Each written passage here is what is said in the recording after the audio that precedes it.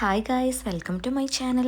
അങ്ങനെ നമ്മുടെ കാറ്റത്തെ കിളിക്കൂട് സുഭാഷ് ഏട്ടൻ തയ്യാറാക്കിയ അടിപൊളി ബിരിയാണി കഴിക്കാൻ കേട്ടോ. നികേഷും സുധീഷും ഹരീഷും നിധിയും അവർക്ക് ഭയങ്കര ഇഷ്ടമാവുന്നുണ്ട്. അവർ പരസ്പരം അങ്ങോട്ടും ഇങ്ങോട്ടും പറയുന്നുണ്ട് നല്ല ബിരിയാണി അല്ലേന്ന്. അപ്പോഴേക്കും സുഭാഷ് ഏട്ടൻ അതിനുള്ള സാലഡൊക്കെ അവർക്ക് വിളമ്പി കൊടുക്കുന്നുണ്ട് കേട്ടോ. അപ്പോൾ നിധി പറയുന്നുണ്ട്, സുഭാഷ് ഏട്ടൻ എന്താ ഇരിക്കാത്തത്? ഞാൻ ഇരിക്കാൻ നിധി. അല്ല, ഞാൻ വിളമ്പി തരണോ? വേണ്ട വേണ്ട, ഞാൻ ഇരുന്നോളാം എന്നും പറഞ്ഞിട്ട് പ്ലേറ്റിൽ കുറച്ച് ബിരിയാണി എടുത്തിട്ട് സുഭാഷ് ഏട്ടനും അവരുടെ കൂടെ ഇരുന്ന് ബിരിയാണി കഴിക്കുകയാണ് കേട്ടോ. അപ്പോൾ സുഭാഷ് ഏട്ടൻ അവരോട് ചോദിക്കുന്നുണ്ട്, അച്ഛൻ എവിടെ പോയിന്ന്? അപ്പോൾ നികേഷ് പറയാണ്, കള്ള് തീർന്നു കാണും, അപ്പോൾ അത് മേടിക്കാൻ പോയിട്ടുണ്ടാവും എന്നൊക്കെ. അങ്ങനെ അവർ ഓരോന്ന് പറഞ്ഞുകൊണ്ടിരിക്കുമ്പോഴാണ് സുധീഷ് പറയുന്നത്, സുഭാഷ് ഏട്ടാ ഒരു കാര്യം ഓർമ്മയുണ്ടോ? അപ്പോൾ സുഭാഷ് ഏട്ടൻ പറഞ്ഞു, എന്തടാ? അതല്ല, ഞാൻ പണ്ട് 9ാം ക്ലാസ് പഠിക്കുമ്പോൾ എനിക്കൊരു കുട്ടീനോട് ഇഷ്ടമുണ്ടായിരുന്നു. അന്ന് എന്നോട് സുഭാഷ് ഏട്ടൻ ഒരു കാര്യം പറഞ്ഞിട്ടുണ്ടായിരുന്നു, ഞാൻ ഇടയ്ക്കിടയ്ക്ക് ആലോചിക്കും. അപ്പോൾ സുഭാഷ് പറയുന്നുണ്ട്, എനിക്ക് ഓർമ്മയില്ലല്ലോ. ബെസ്റ്റ്, സുഭാഷ് ഏട്ടൻ ഓർമ്മയില്ലേ? എങ്കിൽ ഞാൻ പറഞ്ഞുതരാം. സുധീഷ് ഇത് പറയാൻ നിൽക്കുമ്പം ബാക്കി 3 പേർക്ക് നല്ല ആകാംക്ഷയാണ് കേട്ടോ. നിധിയും ശ്രദ്ധിച്ച് കേൾക്കാനൊക്കെ ഇരിക്കുന്നുണ്ട്. സുധീഷ് വീണ്ടും ആ കാര്യം പറഞ്ഞപ്പോൾ സുഭാഷ് പറയുന്നുണ്ട്, പക്ഷേ എനിക്ക് തീരെ ഓർമ്മയില്ലല്ലോ.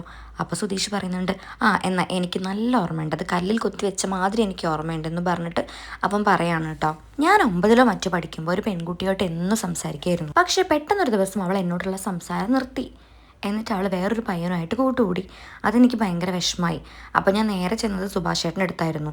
അപ്പോൾ അന്ന് സുഭാഷ് ഏട്ടൻ എനിക്ക് പറഞ്ഞു തന്ന കാര്യം ഇന്നും എൻ്റെ മനസ്സിലുണ്ട്, എന്താണെന്ന് ഞാൻ പറയാം. എന്നിട്ട് അവൻ പറയാണ്, നമുക്ക് കിട്ടാനുള്ളതാണെങ്കിൽ നമുക്ക് തന്നെ കിട്ടും, അത് ആർക്കും തടഞ്ഞു നിർത്താനാവില്ല എന്നും പറഞ്ഞിട്ട് നിധീനെ നോക്കുന്നുണ്ട് കേട്ടോ. അണ കെട്ടി വെള്ളം തടയുന്നത് പോലെ തടഞ്ഞാലും അത് നമ്മളെ തേടി അണ പൊട്ടി വരിക ചെയ്യും. അത് നമ്മളുടേതല്ലെങ്കിൽ നമ്മൾ എത്ര പോരാടിയാലും അത് നമ്മളെ തേടി വരാനും പോകുന്നില്ല. അപ്പോൾ സുഭാഷ് പറയുന്നുണ്ട്, പക്ഷേ എനിക്ക് ഓർമ്മയില്ലല്ലോ.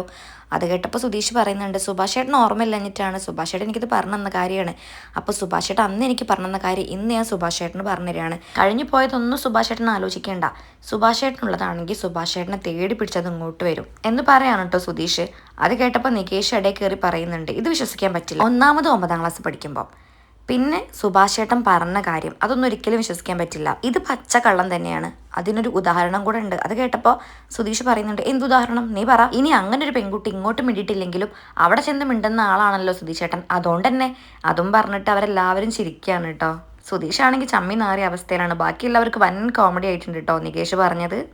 അപ്പോൾ ഹരീഷ് പറയുന്നുണ്ട്, അത് കലക്കി നികേഷേ, അതെന്തായാലും നന്നായി. സുധീഷ് ഏട്ടൻ കള്ളം തന്നെയാണ് പറയുന്നത്.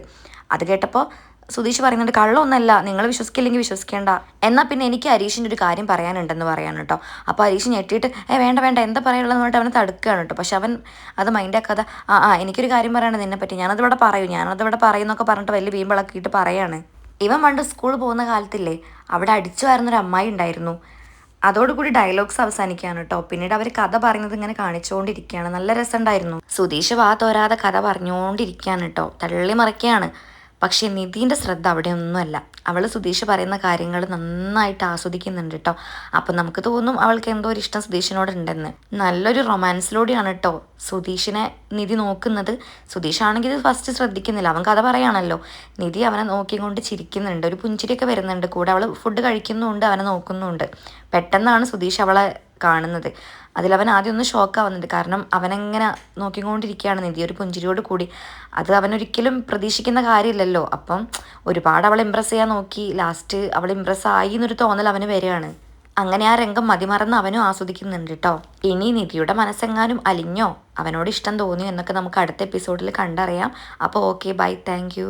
ഒരു കാര്യം പറയാൻ മറന്നുപോയി, സബ്സ്ക്രൈബ് ചെയ്യാൻ ആരും മറക്കണ്ട.